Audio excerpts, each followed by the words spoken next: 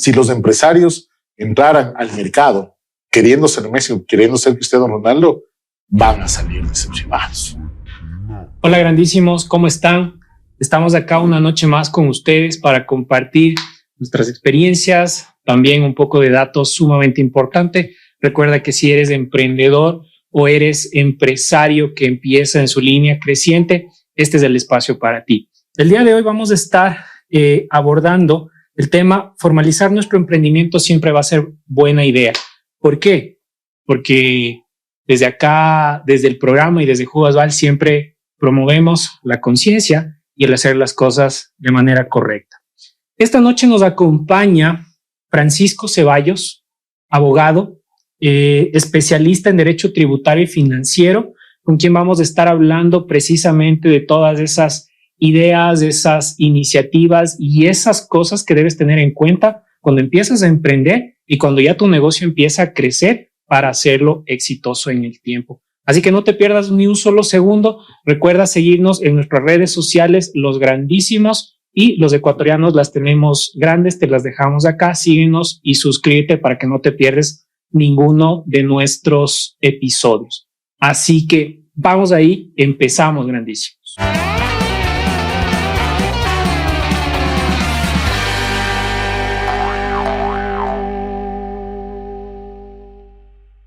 Esta noche nos acompaña el doctor Francisco Ceballos, abogado de formación, especializado en Derecho Tributario y Financiero de la Universidad Católica. Me corriges, por favor, querido Francisco, si me equivoco.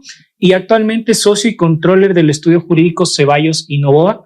Me acompaña también esta noche David Castellanos, compartió con nosotros el primer episodio. Sin embargo, es importante que tengas algo en cuenta, grandísimo. David, especialista en analítica y datos en el Ecuador, ha sido reconocido como uno de los especialistas en datos más importantes del país y ha contribuido con varios medios escritos y de televisión para poder ir generando información, estadísticas y datos de relevancia para el país, y orgullosamente también socio de Jugosval de la práctica y de la línea de estrategia y business intelligence. Así que, querido David, también bienvenido al espacio.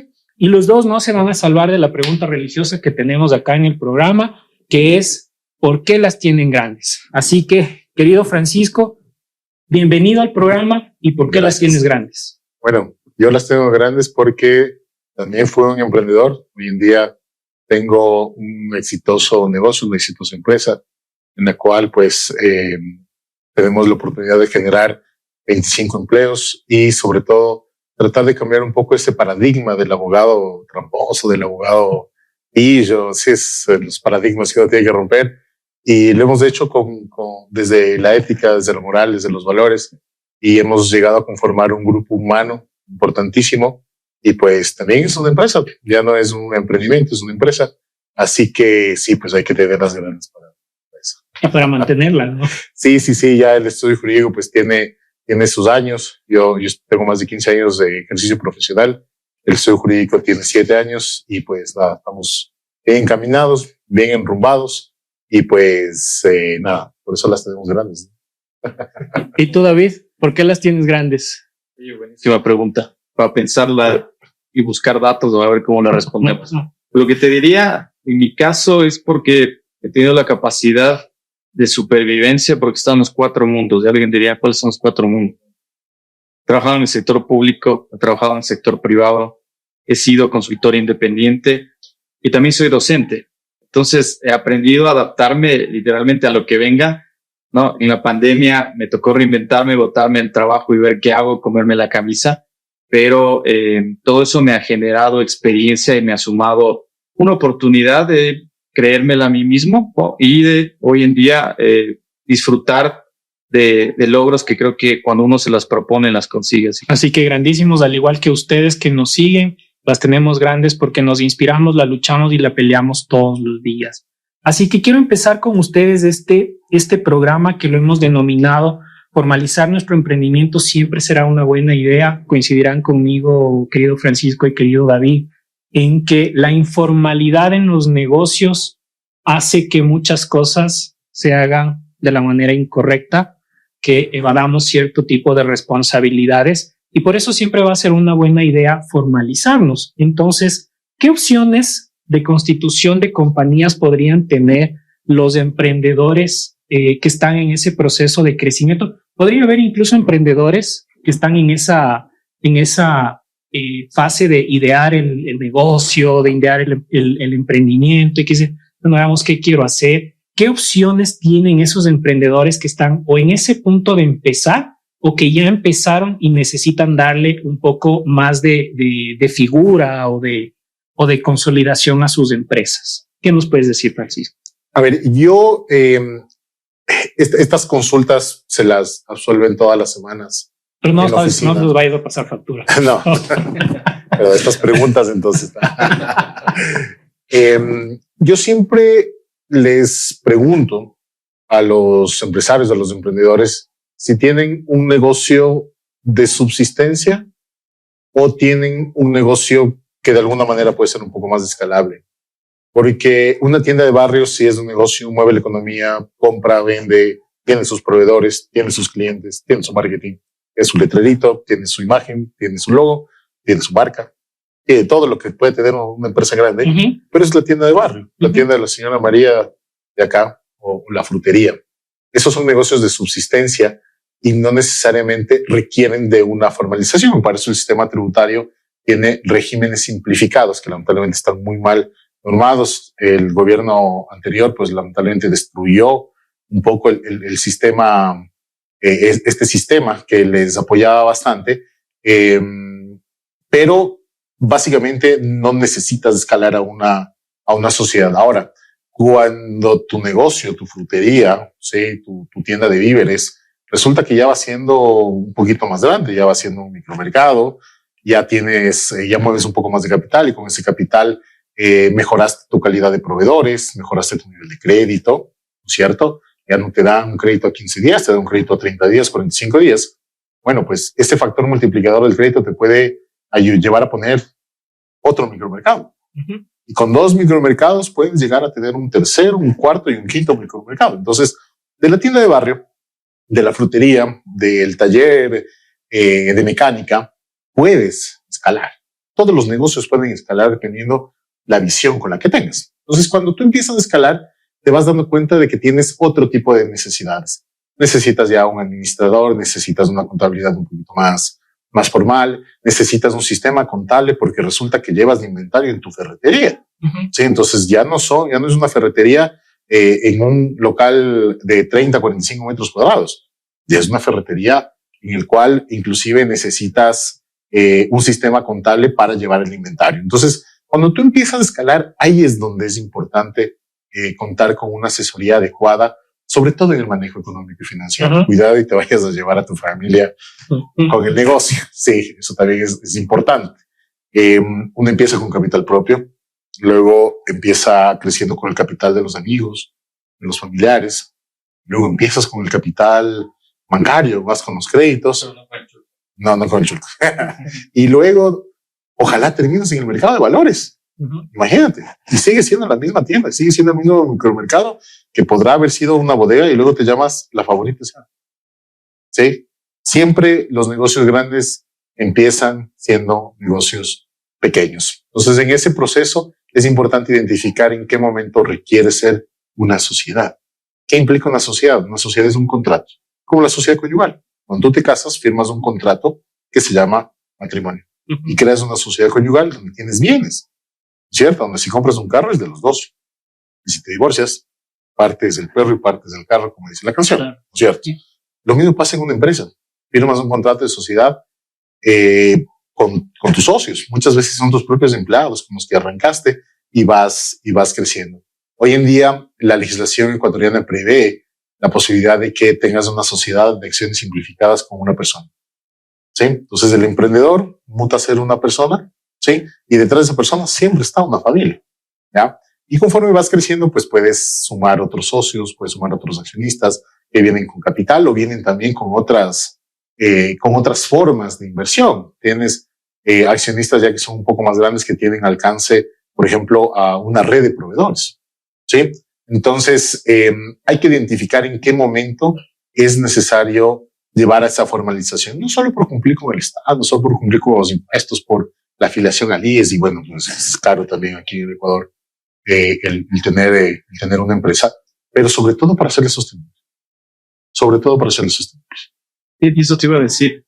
Creo que una de las grandes barreras que generalmente se ve es el tema del costo normativo. O sea, nadie quiere formalizarse porque el día de mañana comienzas a hacer números y tú terminas pagando algo que no tienes y empiezas a endeudarte y después cambian las reglas. Sabes que en el Ecuador no se puede a veces ni siquiera planificar para mañana, y esa sí es una complicación cuando tú empiezas recién a querer sacar la cabeza, y cuando después vas a una institución o quieres buscar un crédito o tener alguna otra oportunidad, te piden balances de 3 meses, de los últimos 6 meses, que no hayas presentado pérdida. O sea, te genera una barrera tan grande que uno se desmotiva. No, y te quedaste corto porque realmente son 3 años, mi querido David. Perdón. Y te cuento porque claro, acabo de montar una SaaS precisamente un poco con la intención de ir formalizando un negocio, pero claro, empiezo a preguntar al sistema financiero, ¿cómo puedo hacer para tener una línea de crédito? Y me dicen exactamente lo mismo. Entonces, claro, uno ahí dice, no, mejor me quedo con mi RU como persona natural y ya está. Entonces, ¿en qué momento pasamos de esa línea de ser persona natural a persona jurídica? Si finalmente cuando tú quieres una línea de crédito te dicen, no, papacito, debe tener 3 años de antigüedad, más o menos como cuando queremos contratar a alguien de 20 años con 8 años de experiencia, más o menos, ¿no? Entonces, ahí viene el tema también, mi querido Francisco y David, y es de cómo hacen los emprendedores para poder acceder a líneas de financiamiento de manera fácil, porque te digo honestamente, es complicado cuando tú tienes una SaaS y te dicen que no tenga pérdida 3 años y que los balances de los últimos 3 años, pero acabo de montar el negocio, ¿cómo le hacemos? Sí, a ver, aquí juega mucho el cómo manejas patrimonialmente tu negocio y también tu familia.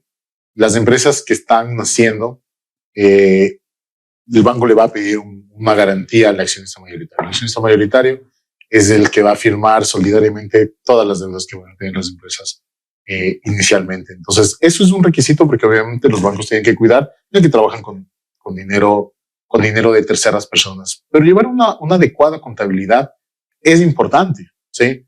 Yo he tenido la oportunidad de asesorar a negocios que vienen el primer año con unos balances a pérdida. O sea, por supuesto que sí, pero en gran parte esa pérdida está ocasionada por no saber manejar la contabilidad.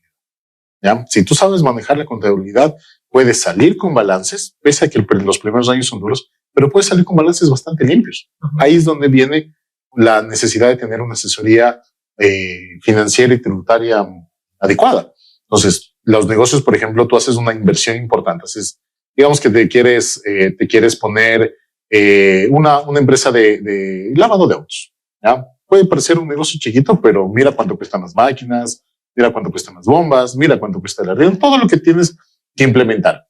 Si es implementación, tú coges y le mandas como gasto el primer año, es que estás a pérdida, ¿no es cierto?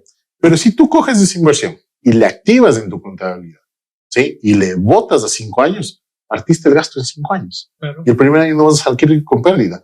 Y el banco le va a parecer que estás haciendo bien. Entonces, ¿a qué me refiero? Hay que saber entender el sistema y ahí obviamente es importante contar con una buena asesoría. Y además las empresas no solo pueden recurrir, todos conocemos una contabilidad, ¿no? Los activos, pasivos y patrimonio. De las 3 cuentas contables tú puedes sacar dinero, ¿sí? Si por ejemplo tienes un negocio en el cual tienes un cliente, no sé, le estás vendiendo a un supermercado grande de acá, el supermercado te va a pagar en 30, 60 días. Tienes la factura, una cuenta por cobrar en activo. Necesitas liquidez. Puedes hacer factoring. Vendes la factura, das un descuento, obviamente, y obtienes liquidez. ¿Sí? ¿Dónde estás? Ir al banco. Haces factoring, mercado de valores. Luego en el pasivo, puedes generar obligaciones. La empresa puede emitir obligaciones propias, pagarés, letras de cambio, etcétera, para empezar a recaudar dinero de terceros que confían en ti, pero le das un documento. ¿No es cierto? Le dices, mira, te voy a pagar estos $10,000 en 24 meses. De esta manera, con esta tabla de amortización. Entonces pagas un interés, acuerdo obviamente con las tasas del Banco Central, y obtienes liquidez en base a los pasivos. Y luego te vas al patrimonio. ¿Cómo obtengo dinero del patrimonio? Pues puedes empezar a vender un poco de tu empresa. Ahí vienen los del Capital Ángel, vienen otros fondos que también inversión que te vienen a hacer inversiones dependiendo de lo escalable que sea tu negocio. Entonces, cuando yo te digo esto, no te mencioné en ninguna parte ir al banco.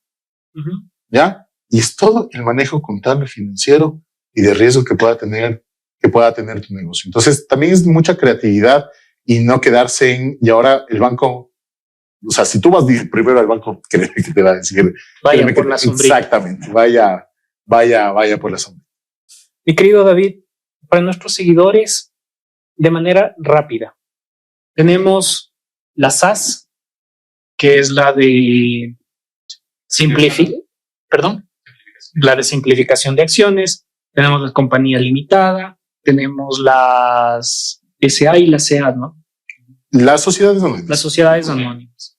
¿Cuáles son las diferencias que puede haber entre estas y cuáles les recomendaríamos a ese empresario que está empezando, a ese emprendedor, para que precisamente pueda hacerle su camino más fácil, ¿no? O sea, digo, si nosotros ya hemos transitado y ya tenemos en el camino todas estas vicisitudes, a ese empresario que está arrancando, ¿qué le podemos decir? ¿Por cuál debería partir? Voy a fungir de abogado, aunque no lo soy, pero que lo complementamos con todo gusto. Yo creo, viendo la oportunidad que se está dando ahora, que tú te apalanques en este sistema simplificado, realmente es un golazo, se diría. ¿Por qué? Porque primero generas un escudo patrimonial, el hecho de lo que nos comentaba Francisco, en que tú no expones los bienes de tu familia, tienes atrás, sino que separas de ese mundo de negocio que tú estás haciendo. Ese ya es un primer punto de partida en siempre tener esa idea de qué pasa si mi lotecito, mi casa, mi auto, lo que sea, tú logras separar. Entonces ahí tienes un punto de inflexión importante. La otra que me parece súper retadora e interesante es que rápidamente tú puedes cambiar de tipo de actividad. O sea, no necesitas estar atado, creado en una estructura. Voy a hacer estudio jurídico, SA, lo que sea, y no puedo hacer nada más. Entonces esa camisa de fuerza en la que yo no puedo hacer. No, el día de mañana me reinvento, quiero ir a vender, no sé, computadores, el día de mañana quiero hacer transporte, lo que sea. Te da esa flexibilidad y eso que permite que posiblemente una idea o un negocio, como decían al inicio, no funcione. No es que tú estás ya destinado al fracaso, sino que inmediatamente puedes reinventarte y generar 2 o 3 líneas para poder ir generando algunas entradas de negocio. Ya nos explicaban la necesidad de ver cómo manejas tu flujo. Considero que esos son los puntos más importantes, pero el otro es que hoy en día lo puedes abrir desde el internet. No tienes la oportunidad, creo que son en 7 días, ahí me corregirán ustedes, en los que tú puedes tener ya una empresa. Y lo mejor de todo, quizás Francisco se puede tapar los oídos, no necesariamente estamos un abogado. Claro. Entonces, a ver, si vamos por esa parte, no digo que el tema de asesoría deje de ser importante, pero lo puedo hacer yo mismo, ¿no? Y tengo esa posibilidad de yo ir construyendo lo que creo, y cuando esa empresa va creciendo, ahí sí busco esa asesoría y también busco esa oportunidad. Y en esa línea, Francisco, porque el momento en el que empieza a crecer tu negocio, ¿podrías quedarte como SAS siempre o va a llegar un punto en el que necesariamente tienes que migrar a una figura distinta como una SA o una compañía limitada? Y si fuera el caso, ¿qué tan fácil o difícil es poder llegar a eso? Ya, asesorar respecto del tipo de vehículo societario en el cual te quieres montar requiere analizar 2 elementos principales. Primero, ¿qué vas a hacer? Y segundo, ¿con quién lo vas a hacer? ¿Ya? Si tú lo vas a hacer solo, la SAS es tu única opción. Y por ahí arrancas. ¿Sí? Si tú lo vas a hacer con alguien, depende si ese alguien lo quieres por la persona que es o por el capital que tiene. ¿Sí? Si yo le busco a Francisco Ceballos para que sea mi socio y lo quiero por su capacidad intelectual, por sus contactos, por su networking, por lo que sea, estoy valorándole a la persona. Y eso es una sociedad de personas que generalmente, que está asociada a una compañía limitada. ¿Qué implica una compañía limitada? Nadie entra y nadie sale si no estamos de acuerdo todos. Sí, una sociedad de confianza que se utiliza mucho para el mercado de servicios. ¿Sí?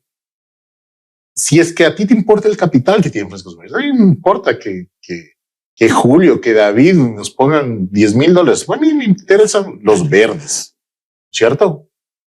Una sociedad anónima. Porque la sociedad anónima está abierta. ¿Qué quiere decir? Que yo no le puedo restringir a mi accionista que venda mañana sus acciones.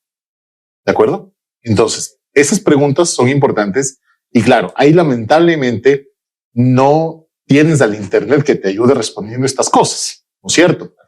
Si vas solo, las haces y se acabó. Entonces, una vez que hayas respondido esas preguntas, el abogado te puede decir, te recomiendo esta o te recomiendo esto.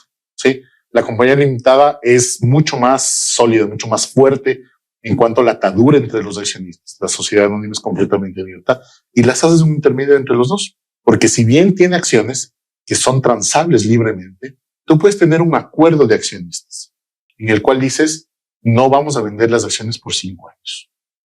¿Sí? Por ejemplo, este pacto de accionistas cabe para las sociedades de acciones simplificadas y le vas poniendo reglas. ¿Cuál es una de las limitaciones cuando tú creas una sociedad por internet? Es que tienes un formato. Solo es para sacar el ruco. ¿Ya? ¿Qué es lo positivo? Que esa parte la puedes hacer fácilmente, pero luego conforme necesites tecnificar un poco el acuerdo entre los socios, vas puliendo ese documento que sacaste de la superintendencia de compañías con el cual arrancaste y lo vas puliendo poco a poco. Entonces sí, no necesitas un abogado para crear una sociedad, ¿sí? Y realmente los abogados no deberían cobrar por crear la sociedad. Deberían cobrar por asesorarte antes de crear la sociedad. Creaste la sociedad y te jalaste, te fuiste, fue mal. El problema no es crear las sociedades aquí en el Ecuador, es cerrarlas. ¿Ya? Entonces, entrar no es difícil. Salir es misión imposible en este país. Hace muchos años, hoy ha bajado, pero el promedio de cierre de las empresas era de 5 años. Hoy en día debemos estar en unos 3 de promedio de cierre. Estoy hablando que es una monstruosidad. 3 años pagando contabilidad, 3 años pagando un legal, 3 años presentando declaraciones al servicio de rentas internas. Claro, cuando ya te fue mal. Imagínate lo que es cerrar. Entonces, sí es un paso importante. No es un paso cualquiera la formalización del negocio y tienes que saber cuáles son tus obligaciones. Dices, bueno, creo por internet, está perfecto, listo. Leo un poco la ley de compañías. Bueno, si no cumplo esto, ¿qué va a pasar? Entonces les empiezan a caer las multas a los emprendedores. Claro. ¿Por qué no presentó esto? ¿Por qué no hizo esto? ¿Por qué no hizo este otro? ¿Y dónde decía? Decía en el artículo 412 de la ley de compañías. Yo qué carajo sé cuál es el artículo 412 de la ley de compañías. La ley decía, acá el problema de la seguridad jurídica en el Ecuador es importante. Ni nosotros los abogados le podemos seguir el ritmo a la vorágine legislativa que tiene este país.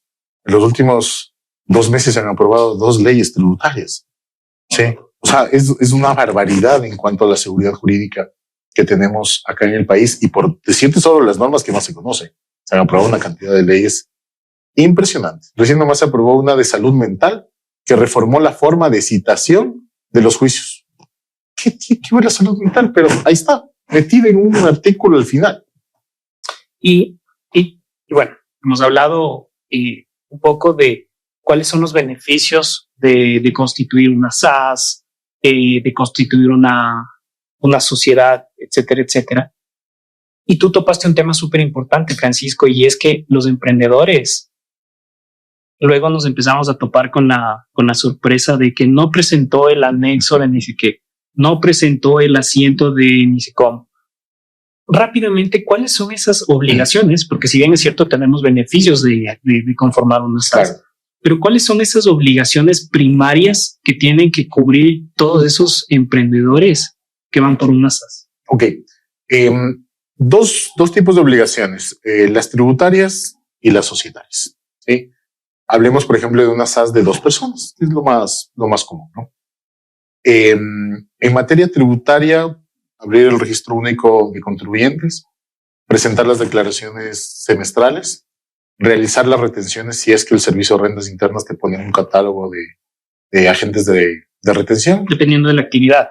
Dependiendo de la actividad y dependiendo de los montos que tú manejes. Okay. ¿Sí? Eso te llega una notificación si es que lo tienes o no lo tienes que hacer. Y presentar los anexos transaccionales semestralmente, presentar el anexo de socios accionistas y presentar otros anexos tributarios a lo largo del año.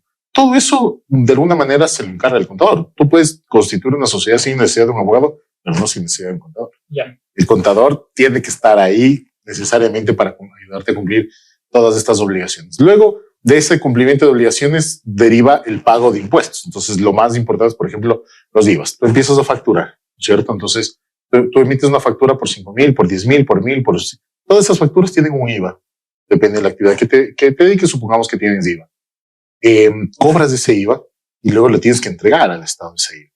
Si tú no entiendes la dinámica del IVA, vas a pensar que el dinero que está en tu cuenta es tuyo. Y cuidado, ese dinero no es tuyo, es del Estado.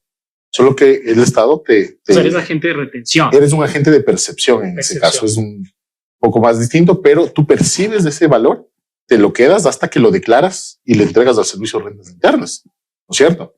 Entonces, cuidado, piensas que ese flujo es tuyo.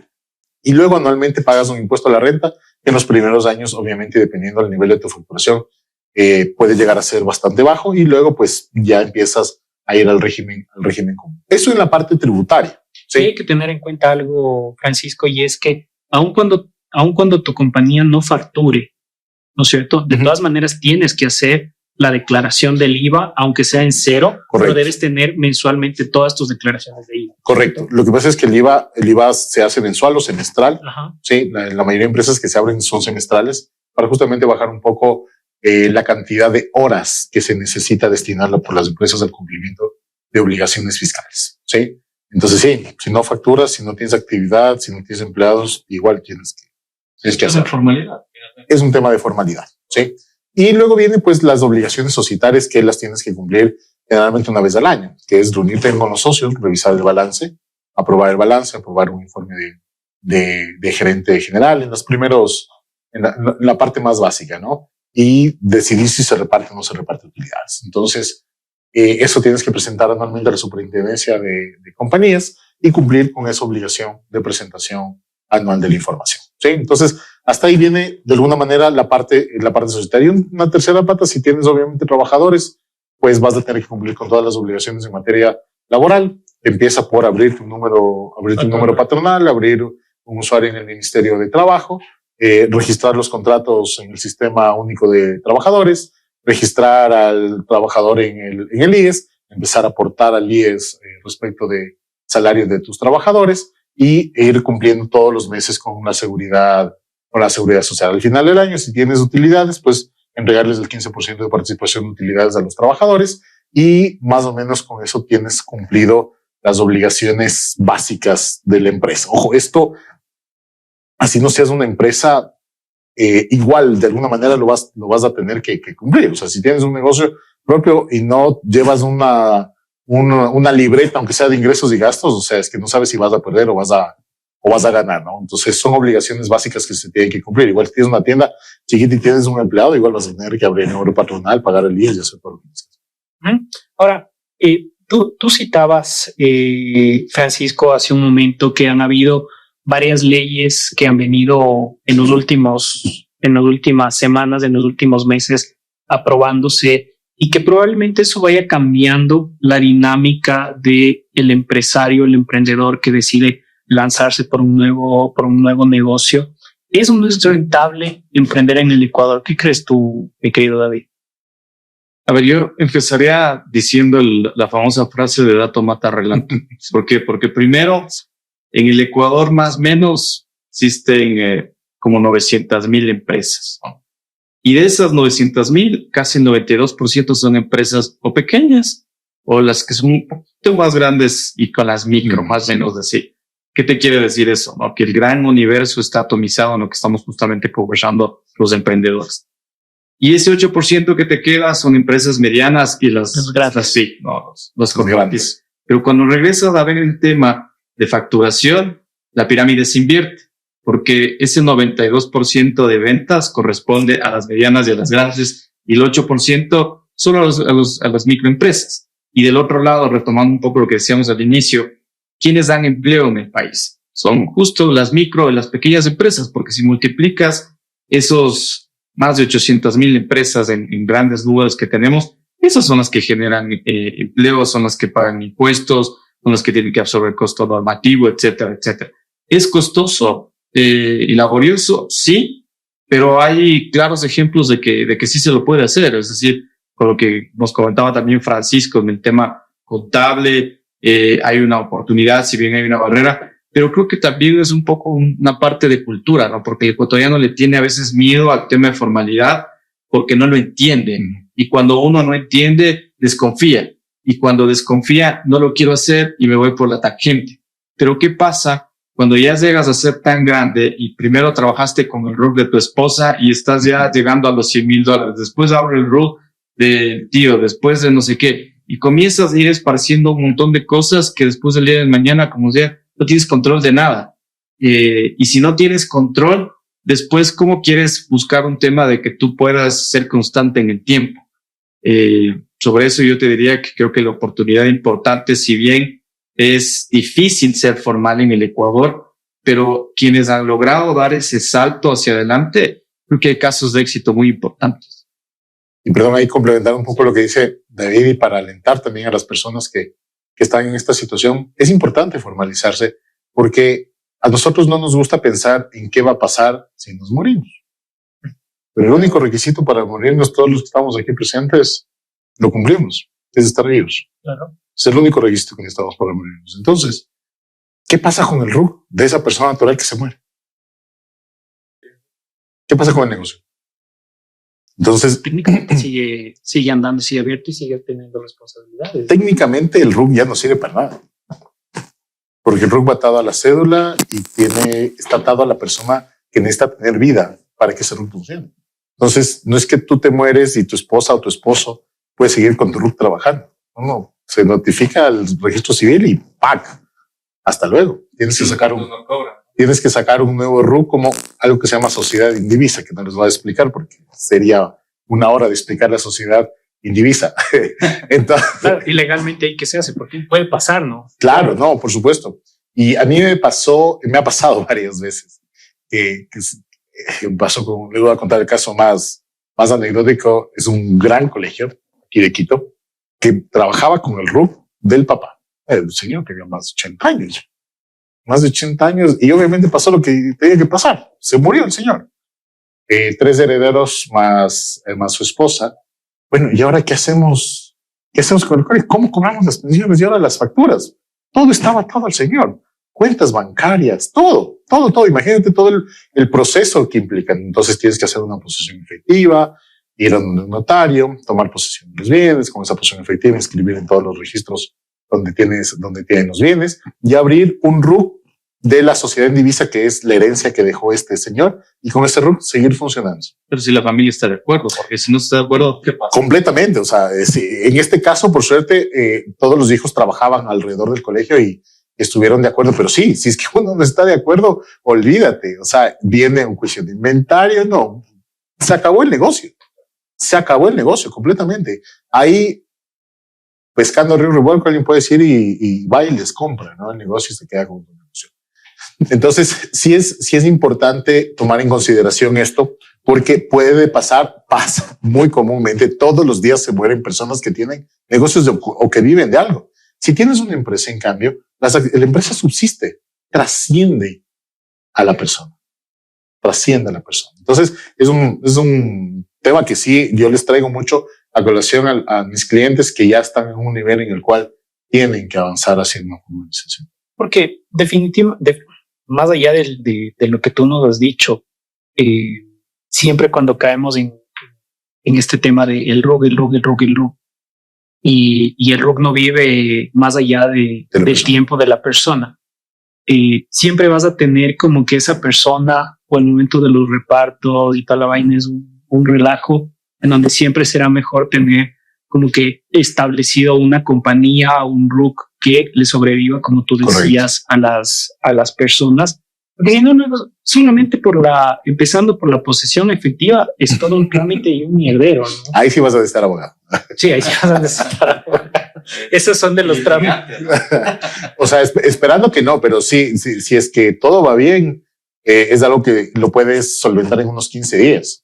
Pero si es que empiezan por ahí, no, y además las familias tienen los problemas típicos, ¿no?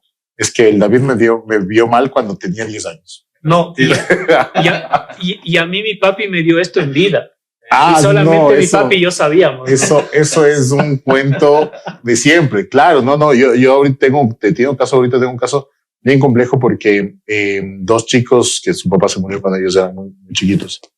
Estábamos tratando de repartir todo y claro, uno de sus tíos dice, oye, no, pero es que esa tierra me dejó justo lo que tú dices, me dejó a mí, mi papá y además a ustedes, mis papás ya le dieron un departamento cuando se murió su papá.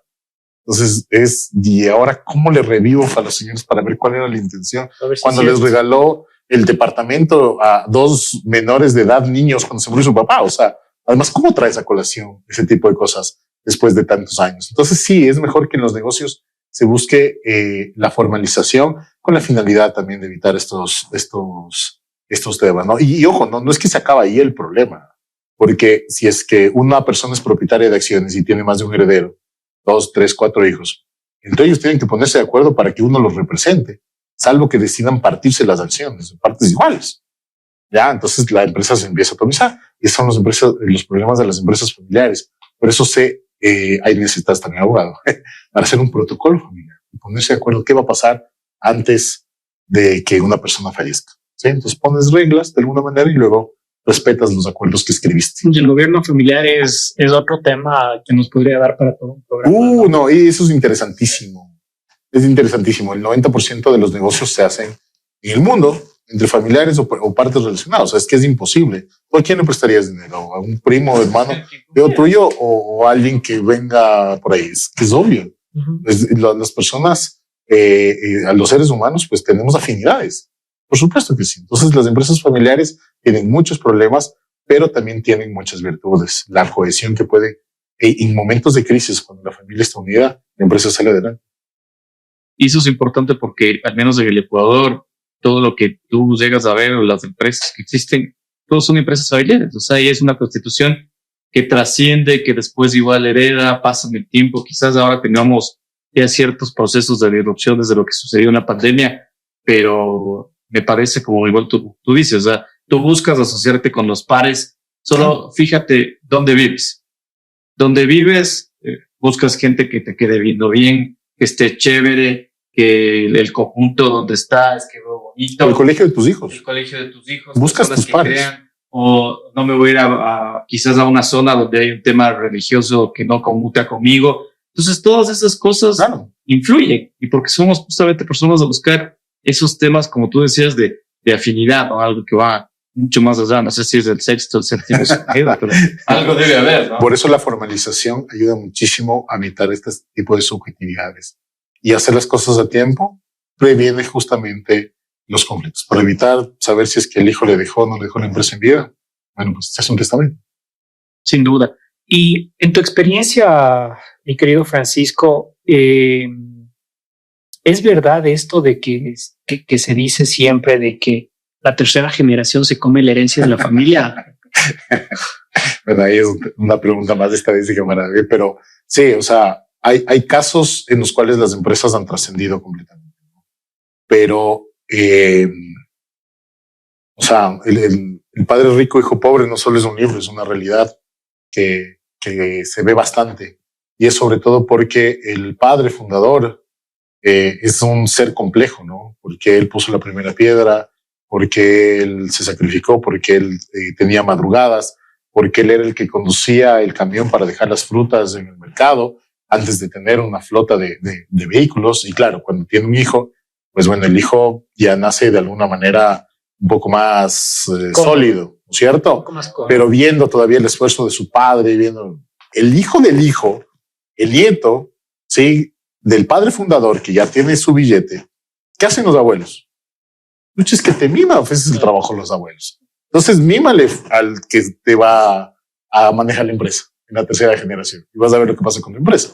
Entonces es un tema humano también. Y por eso viene ahí la parte de asesoría justamente para llegar a la tercera generación, para empezar a democratizar las decisiones en una empresa familiar y empiezas a escoger las mejores personas, las personas más adecuadas para manejar tus negocios, que no necesariamente son tus familiares. Don Sebastián Piñera, que falleció hace poco, tuvo que acceder a la presidencia de Chile. Uno de los requisitos es que tienen que vender LAF, ¿no es cierto? Entonces encontraron una forma jurídica en la cual es un fideicomiso ciego. Entonces traspasó todo su patrimonio, todas sus cosas, y él no podía tomar decisiones, ni su familia, ni él, y no podía ver lo que pasaba. Sí, no tenía injerencia alguna, había transferido absolutamente todo. Cuando acaba la presidencia, bueno, va a decir, bueno, ¿cómo les fue? Resulta que su fortuna se había duplicado.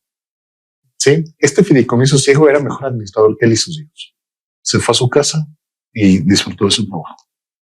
Sí, ¿a qué me refiero? No necesariamente tú tienes que estar ahí toda la vida de la empresa para que salga adelante, pero sí tienes que hacerlo desde el inicio bien y formalizar el negocio, que es el tema de esta conversación, para que en algún momento tú puedas vivir de ese activo. Tú te compras un terreno, te compras una casa, departamentos, empiezas a vivir de los arriendos. Cuando tú creas una empresa, tienes que en algún momento ojalá vivir de los dividendos. Y creo que hacia allá es hacia donde todos los emprendedores y todos los empresarios jalamos y le vemos el objetivo de la empresa, ¿no? No es un tema de corto plazo de aquí hasta cuando consiga trabajo. No, la empresa es un cultivo de ciclo largo. ¿Ya? No es un cultivo corto como el maíz que te da 2 veces al año, 3 veces aquí en algunas partes del país. Es sembrar madera y es empezar a cosechar los frutos en adelante, ¿cierto? Entonces, si tú esperas que tu negocio automáticamente te dé una casa o un carro, viajes todos los años, no funciona. No funciona así. El empresario tiene que tomar decisiones tan crudas como dejar de irse de vacaciones o sacarles a sus hijos de un colegio tal para ponerles en un colegio un poco más bajo, con la finalidad de seguir alimentando el flujo al negocio y luego, obviamente, repuntar, ¿no? Pero son decisiones complejas las que se toman cotidianamente por los empresarios. O sea, yo quisiera igual acotar para conversar de algo que creo que es importante, lo que sucede ahora en la nueva generación, es el hecho de los estereotipos que se crean, que conversamos contigo, Francisco, el que todo el mundo quiere ser Apple, todo el mundo quiere ser Amazon, todo el mundo quiere ser la empresa que está rompiendo, o el famoso unicornio, ¿no? Y esas son cosas que se dan, sí, no existen, pero es uno en 1.000.000. Uh-huh. Y a veces el hecho de querer tener la idea ganadora, la idea del millón, o este famoso Shark Tank en lo que todo el mundo trata de involucrarse, es una realidad del ecuatoriano, es una realidad para todos. ¿Ustedes qué opinan? ¿Cómo lo ven? Yo te diría que emprender y ser empresario en el Ecuador, por todo lo que nos decía Francisco, a ratos como que sí te pone en esa duda y en esa duda, principalmente duda de si realmente mantenerme en el Ecuador o seguir acá en el Ecuador como empresario va a ser lo mejor, ¿no? Hablábamos hace un rato de varias leyes que se han aprobado en los últimos tiempos y que ya empieza a poner a todos los empresarios ahí inestables. Sí, y muy pendientes de lo que suceda, pero el empresario que sabe hacer empresa, está claro que el Estado no va a hacer nada. ¿Sí? Lo tiene que sacar por sí mismo. Y está bien, no tiene por qué pagarte absolutamente nada. Tú más bien tienes que contribuir al Estado. Lamentablemente el Estado nos ha fallado mucho, pero eso no quiere decir que esperemos que el Estado nos devuelva alguna cosa. No, para nada, eso no funciona. Eso primero hay que aterrizar. El Estado no va a hacer nada por ti, tú tienes que hacerlo por ti.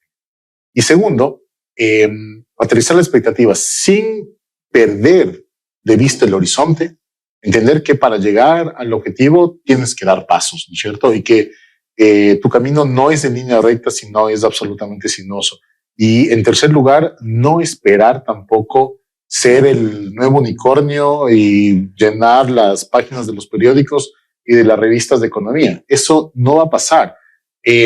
Muchas veces son situaciones que no se repiten y que se repitieron exclusivamente para ciertas empresas.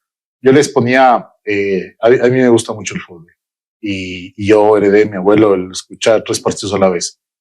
Y yo les decía, cuando ganó la liga, este año que ganó la liga, y un amigo me decía, esto es un proceso. La liga ganó gracias a un proceso. Son circunstancias tan específicas, tan únicas, que realmente no se pueden volver a repetir. ¿Sí? Hoy les decía antes de entrar a cámaras, si los empresarios entraran al mercado queriendo ser Messi o queriendo ser Cristiano Ronaldo, van a salir decepcionados. No funciona así en una de las empresas. Y les decía, hoy en día están muy popularizadas las escuelas de fútbol, hay escuelas de fútbol por todos lados, deberían ser un análisis económico. Te recomiendo que es impresionante cómo mueve y chévere porque es deporte, ¿no? Pero tú les preguntas a todos y todos quieren ser Messi o quieren ser Cristiano Ronaldo. Te pregunto estadísticamente, ¿va a salir de ahí algún Messi o Cristiano Ronaldo? Tendrá que pasar una cosa realmente de locos y de 1 millón, de 2 millones de jugadores saldrá uno.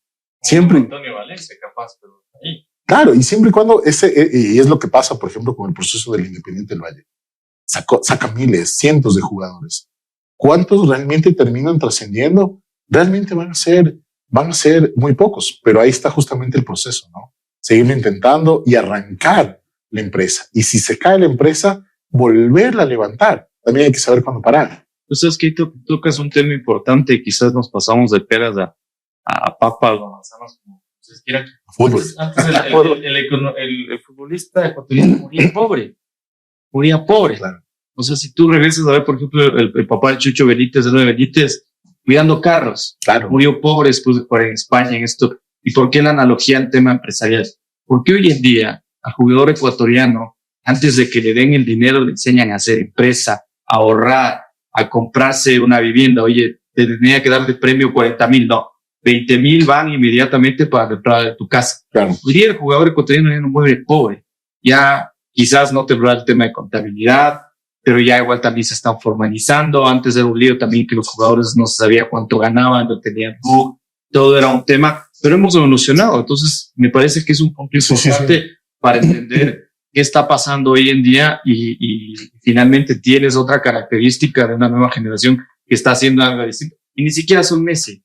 Claro, no. Que viven en la estratosfera, que no es nuestra realidad, pero que sí te evidencia que hay formas de formalmente de sentarse a cabeza y de que tú dejes un sustento, ¿no? Ya si la tercera generación se comió la empresa, muy probablemente, estadísticamente creo que eso pasa en 7 de cada 10 empresas para cerrar un detalle. Pero no es un valor, no es un número menor. No. Estás hablando del 70% de las empresas. Pero ya es un tema en el que tienes que empezar a trabajar. O sea, puede ser duro el número, ¿no? Pero ya también que poder discutirlo y entenderlo también. ¿Por qué? Porque, como se decía, esta nueva generación que llega acomodada, ya no quiere trabajar, nunca tuvo que sufrir, nunca se esforzó, pero hay un punto también importante, tienen otro sueño, otras ideas, no quieren ser igual al papá. No tienen por qué darle presa.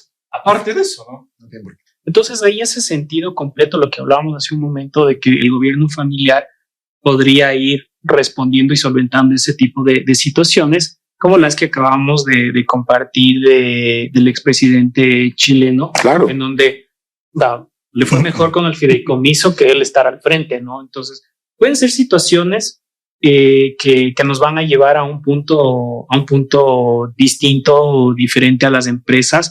Pero Francisco tocó un tema súper importante para mí, querido David, y es que los emprendedores y los empresarios queremos siempre pegarle al gordo, ¿no es cierto? Y siempre va a ser siempre tiene que estar bien, siempre tiene que dar utilidad, siempre tiene que estar la compañía consolidada, siempre tiene que estar bien, siempre en números verdes. Pero cuando ya empieza a generarte dolores de muela, cuando ya empiezas luego de un montón de tiempo en el que fue muy exitosa, pero ya llega un punto en el que ya empiezan a darte dolores de muela, ya los números ya no son tan verdes, ya por ahí ves números rojos. ¿Será que también hay que tener la conciencia de decir, bueno, creo que ya es punto de parar? Tú decías, no siempre hay que seguirle intentando. Sí. O sea, cuidado, te llevas a toda tu familia por delante, ¿no? O sea, hay que saber parar y por eso está las quiebras. Avianca quebrado 2 veces, 3 veces creo que en los últimos 15 años. ¿Y cómo nos seguimos montando en los aviones de Avianca y sigue volando Avianca? Es fanático de Avianca. y es porque las empresas muchas veces necesitan una reestructuración. Cuando tú entras y las aerolíneas les pasó, vino la pandemia, lo que hizo Avianca fue declararse en quiebra. ¿Por qué? Porque era importantísimo que se declaren quiebra, no era algo malo, era algo positivo. Porque la quiebra te permite rescatar la empresa. Entonces les dice a todos sus acreedores, quietos ahí. Si yo me muero, sus deudas se extinguen, porque esa es otra virtud de las sociedades, de las personas jurídicas. Si yo tengo una SAS y me fue re mal, y no fue de mala fe, sino que el mercado no me respondió, y yo tengo proveedores a los que les debo, ¿qué pasa con esas deudas de mis proveedores? ¿Las tiene que pagar mi familia? No, si yo hice una empresa, la empresa responde hasta el monto que tenga.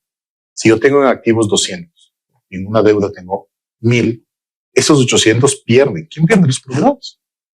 No te vas llevando. Por eso es lo más importante de crear una sociedad. Entonces, sí hay que saber un punto en el que dices, ok, la empresa dejó de ser mía y pasó a ser de mis proveedores. Entonces, entras en un proceso de reestructuración, paras todos tus pasivos, reestructuras las deudas con ellos a 10, 15, 20 años, lo que tengas que reestructurar, y sigues operando.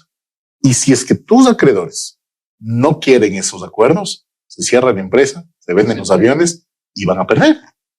Entonces, ¿qué prefieres? ¿Qué es necesario? Continuar con la empresa. Lamentablemente, acá no se ha podido actualizar la ley de quiebras en Ecuador, y que es indispensable para cerrar las empresas y reestructurar también las empresas. Es uno de los pendientes de materia societaria aquí en el Ecuador. Pero sí, puedes cerrarla, puedes parar en algún momento, y ahí obviamente es importante hacer una asesoría financiera y contable y legal, justamente para hacer un proceso. Francisco, David, creo que hemos abordado un montón de los beneficios, de las ventajas y también de las responsabilidades que tienen todos esos grandísimos que entran al mundo empresarial y del emprendimiento. Y sin duda podríamos charlar de este tema porque se va abriendo muchos otros brazos y muchos otros frentes, hasta el laboral del cual tú hablabas.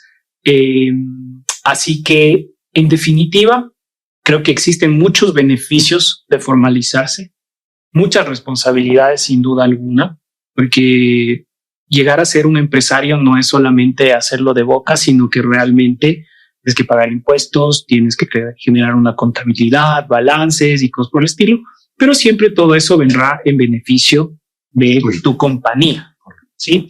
Y te permitirá incluso en el tiempo poder acceder a líneas de crédito más grandes. Es decir, siempre formalizar el negocio puede ser un beneficio que en realidad un problema o una situación. Entonces, yo te diría, Polito, dormir tranquilo.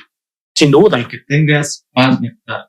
Realmente cuando tienes deudas, problemas, no descansas. Pero si, como tú bien mencionas, cumples todos estos deberes y logras formar, todo bien.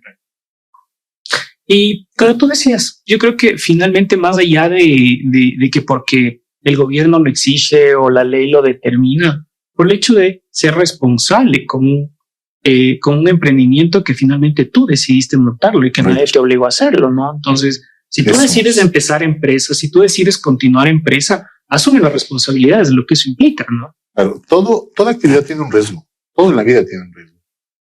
Y lamentablemente esta nueva generación cada vez es menos responsable y menos consciente de los riesgos. Pero si tú adquiriste una responsabilidad, como es crear una empresa con tus trabajadores, vas a tener que cumplirlo. ¿Sí? Te vaya bien o te vaya mal. Si te va bien, espectacular, pero si te va mal, también tienes que estar ahí. Quebrar no es malo, no es el fin del mundo. ¿Sí? Warren Buffett decía en una de sus entrevistas que del 100% de las inversiones que él ha hecho, en el 90% perdió. ¿Sí? Y que la mayoría de su patrimonio está en unos 2 o 3% de todas esas inversiones que logra hacer bien. ¿Sí? No te tiene que ir bien en absolutamente todo.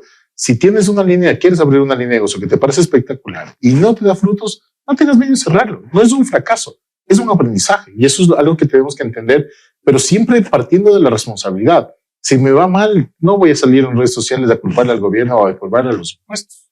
Eso no te quiebra los negocios. ¿Sí?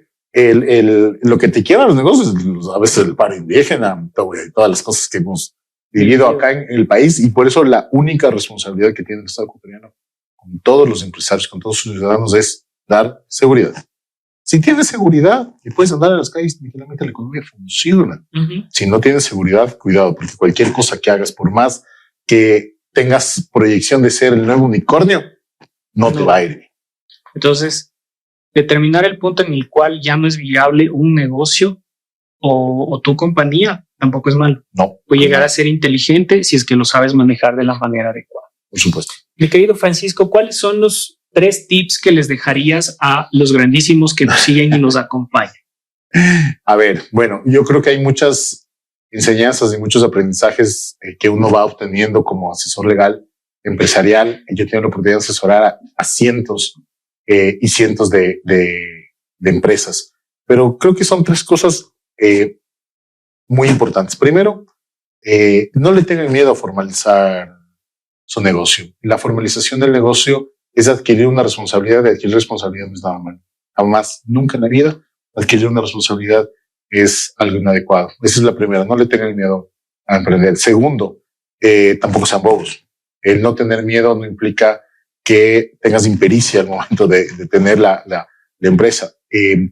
Búscate el asesor legal, el asesor contable, el asesor financiero, no con el que te ates un fee en que le pagues mensualmente, pero sí identifica a esas personas a las que puedes levantar un teléfono, ¿sí? Respeta el trabajo de ellos, tenga una tarifa adecuada para solventar tus dudas y que no sean tus familiares. Ya, eso también es súper importante. Trata de mantener la asesoría a tu empresa lo más alejada de tu familia posible para que vean con unos ojos absolutamente imparciales. Principio de independencia. Correcto, pero identifique esas personas claves que cuando vayas a tener un problema tú puedas llamar y levantar el teléfono. Si tienes el problema y empiezas a buscar el abogado, vas a caer en el primero. ¿Entiendes? En cambio, si tú buscas esa asesoría, si tú dices, a ver, a mí me gusta cómo David trabaja, lo voy a contactar, voy a pedirle una cita, le voy a decir, mira David, si tengo algún problema, ¿cómo accedo a ti? ¿Cuál es el precio que yo tengo que pagar? Ok, este es el precio y voy a poder tener una asesoría eventual contigo. Pero por supuesto que sí, eso funciona y funciona maravillosamente. Y el tercer tip que yo les daría es la oportunidad. No esperes estar ahogado para buscar una boya que te auxilie, ¿sí? Cuando las cosas se hacen a tiempo, los resultados son mucho más favorables y además es más barato obtener una asesoría preventiva, ¿sí? Que obtener una asesoría reactiva. La asesoría reactiva te va a cobrar por apagarte el incendio, ¿sí? ¿Qué es más costoso, apagar un incendio o comprar un extintor? ¿Sí? Entonces, estas son claves en el negocio y que lo tengan como parte de sus costos de inicio no es costoso. Inclusive, por ejemplo, en nuestra firma nosotros tenemos planes específicos de valores súper reducidos para estas empresas que están haciendo. Una de las cosas que hacemos en el estudio jurídico es que nosotros no cobramos por el conocimiento. El conocimiento no puede ser objeto de un precio. ¿Qué es lo que nosotros valoramos dentro del estudio jurídico? Es lo que podemos hacer con ese conocimiento. ¿Ya? Entonces, si tú vas a pagarle a un abogado por para que te diga qué es lo que dice la ley, pues claro, estás botando la plata. Pero si vas a pagar un asesor contable, un asesor financiero, un asesor legal, para que te diga cómo mejorar la empresa en un aspecto y que obviamente con su conocimiento de la ley, de las NIFs, de la parte contable y financiera, te dé una solución, no, pues eso es un valor agregado. Sin duda. Y creo que ahí está precisamente el key o el valor de las empresas que hacemos servicios. ¿Cuál es el valor agregado y cómo le contribuimos de manera diferente a nuestros clientes? ¿Cuáles son los 3 tips que les dejarías a los grandísimos, mi querido David? A ver, yo primero diría que cuando uno empieza un negocio, nos quitemos la idea de suponer. Es decir, yo creo que esto es lo que va a servir en el mercado. Porque cuando uno supone y vas a vender una idea o servicio, un producto, yo creo que en la mayoría de los casos vas a estar muy expuesto al fracaso. Porque esa idea tuya posiblemente no conecta con la necesidad de lo que busca el mercado. Para eso, no necesariamente tampoco es la idea de llenarte con grandes estudios, libros, que el día de mañana van a quedar como la tesis guardada en algún lado. La hiciste, estuvo chévere, pero no tienes un detalle. Entonces, más bien ahí hacer ejercicios rápidos de entendimiento del mercado, par de focus group, levantamiento de información que permita comprender si la idea que tú estás proponiendo cala en el mercado. La segunda, que creo que conversa mucho con lo que decía Francisco, el no ser todólogos. Uno tiene que aprender a hacer o segmentar la cancha en donde uno es bueno, pero donde necesita ayuda, levantar la mano y decir, hey, esto quizás no soy lo mejor o no tengo la idea correcta, llamar, consultar y tener justamente esa ayuda de un experto, un consejo, que puede ser de un técnico, de un especialista, o una otra persona que también esté en el negocio, para que tú puedas marcarle esta duda que tú tengas para poder afrontarla. Y la tercera, tener un tema de shock y de impacto. ¿Qué quiero decir con eso? Que un negocio es algo dinámico en el que va mutando. Y sobre esa base, cuando vemos que las cosas van bien, chévere, hay que acelerar y posiblemente, como cuando hablábamos del tema de fútbol, equipo que gana no se cambia, se dice, ¿no? Y las cosas en la empresa deberían funcionar igual. Pero cuando las cosas comienzan a tener alguna debilidad, uno tiene que aprender a revisar el paradigma de donde las cosas no han funcionado correctamente, hacer nuevamente una lluvia de ideas y cambiar de enfoque. Quizás en esa parte entender que con cambios o ajustes muy pequeños que posiblemente yo no los vea por estar concentrado en el negocio, no funcionan, permitan que el día de mañana yo pueda rescatar el negocio antes de que el barco se hunda. Y esas son alertas tempranas que podríamos igual manejarla como emprendedores, ¿no? Y como hacedores de negocio. Y para ti, grandísimo, los 3 tips del grandísimo. La primera, emprender sí es un reto. Supone varios beneficios, pero supone también varias responsabilidades. Y esas responsabilidades son las que debes tomar conciencia de que cumplirlas te van a llevar lejos, desde lo moral, pero también desde lo empresarial. 2, y lo hemos dicho varias veces y lo reiteramos en este episodio. Asesórate, no pienses que lo sabes todo. Para eso están los especialistas que te van a acompañar en el proceso. Y 3, no pares de soñar. Siempre, recuerda que siempre van a haber cosas en las cuales vas a tener que detenerte a pensar y eventualmente la quiebra también puede ser una posición inteligente. Depende de cómo se la maneje. Así que no le tengas miedo al fracaso, no le tengas miedo a quebrar, porque bien administrado puede ser un beneficio como nos acaba de compartir nuestros invitados. Y aunque parece que ya nos estamos despidiendo, no, porque viene el segmento que hemos tratado de llevarlo y naturalizarlo dentro de nuestro programa, mi querido Francisco y David, y se llama Conciencia Personal. En este espacio nos tomamos unos minutos para reunirnos con nuestro yo de hace años atrás. Así que les pido a los dos que imaginen que van a subir en una máquina del tiempo y van a viajar hasta cuando Francisco y David tenían 22 años. Se van a sentar frente a frente con Francisco y con David, cada uno de ustedes, en una mesa distinta. Se van a sentar a tomar un café con Francisco y David respectivamente y van a conversar con él. Con ese Francisco, con ese David que empieza a explorar el ámbito laboral, el ámbito empresarial, que empieza a descubrir todo este mundo. Y ahora con su experiencia, ¿qué le dirían a ese Francisco y a ese David que a los 22 años empieza a salir al mundo? Bueno, los 22 años fueron para mí bastante complejos y marcaron en mi vida un antes y después. Justo fue el año en que falleció, justo los 22 años, fue el año en que falleció mi madre y yo me quedé con mi hermana. Nos quedamos solos.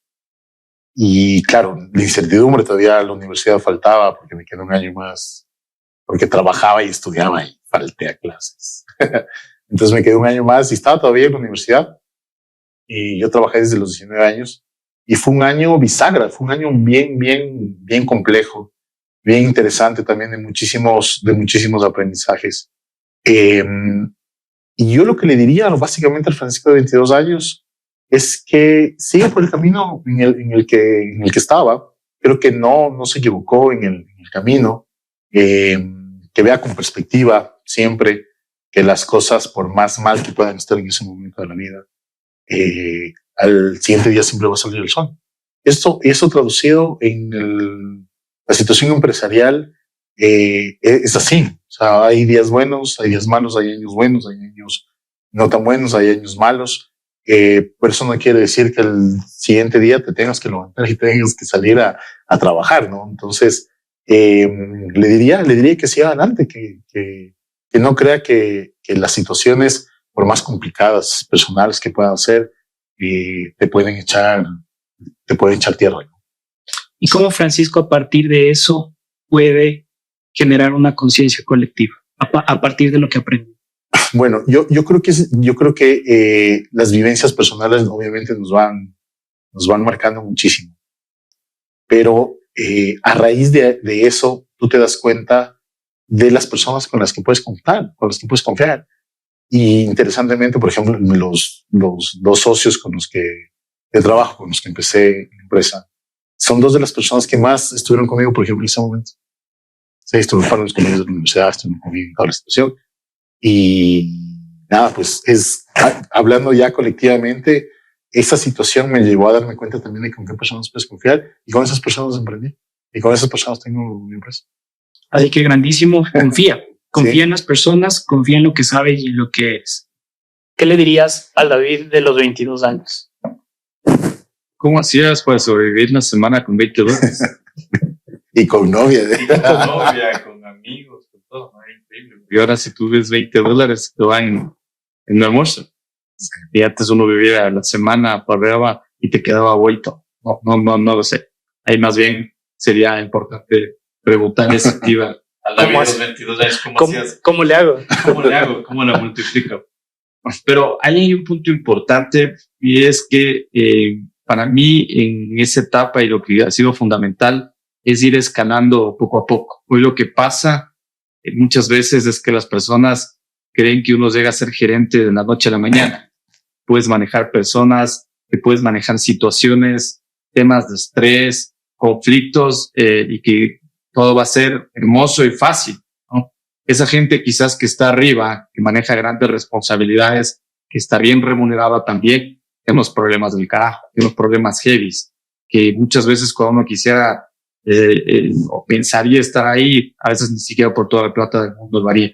¿Por qué digo esto? Porque cuando uno aprende desde la pasantía en saber cómo usar una copiadora, en el entender cómo contestar un teléfono, cómo responder muchas cosas, y los vas haciendo paso a paso, te permite que cuando tú estés en una posición decidora, tú sepas cómo funcionan las cosas y cómo actuar y responder ante circunstancias que hoy en día, yo te diría, hay mucha gente que puede tener 2, 3 diplomados o MBAs, pero a veces se quedan en problemas muy pendejos porque no saben cómo responderlos. ¿Por qué? Porque no estuvieron en el mundo diario, porque se prepararon, quizás, no digo que esté mal, ojo, para tratar de manejar situaciones ya quizás a gran escala, pero se olvidaron de los pequeños pasos. Esos pueden ser errores graves en el momento en el que uno quiera ser emprendedor, porque cuando uno la tiene que hacer de contador, de cajero, de mensajero, de cobrador de cheques y todo, y no sabes, por ejemplo, llenar un cheque, tienes que volver a hacerlos 2 y 3 veces, literalmente la fregaste. Entonces, para mí, creo que el punto importante es ir haciendo ese paso a paso, y que eso en un futuro te va a proyectar adelante, ¿no? A que el negocio funcione como tú esperas. Así que grandísimos, les hemos compartido un espacio más de todo este mundo del emprendimiento, ahora desde el ámbito de qué opciones tienes en lo legal y en lo tributario para que puedas formalizar tu negocio. Recuerda que es un proceso, no siempre todos los negocios le van a pegar al premio grande de entrada. Va a depender mucho del tipo de producto, del tipo de servicio que tú ofertes y fundamentalmente de las ganas que le metas a cada una de las cosas que haces. Así que grandísimos, eso es todo por hoy. Muchísimas gracias por acompañarnos en un episodio más de Los Ecuatorianos las tenemos grandes. Hoy estuvimos compartiendo contigo el tema formalizar nuestro emprendimiento siempre será una buena idea. porque ser responsable siempre es una buena idea y recuerda que la conciencia es lo que te va a llevar lejos. Llegamos a ti gracias a Uvasval, inspirando negocios conscientes, In-Out Studios, todas tus producciones de audio y video a otro nivel, The Barber Club, Villa Cumbayá, no se olviden, y también hoy hacemos una mención especial al estudio jurídico Ceballos y Novoa, que nos han acompañado y nos han compartido toda su experiencia respecto de este mundo del emprendimiento. No te olvides seguirnos en nuestras redes sociales y suscribirte a nuestro canal. Los ecuatorianos las tenemos grandes, TikTok, Instagram como Los Grandísimos y Facebook, YouTube como Los Ecuatorianos las tenemos grandes. Y para apoyarte en todos tus requerimientos, Uvasval, LinkedIn e Instagram. Así que grandísimos, nos vemos en la próxima entrega. Hasta la próxima.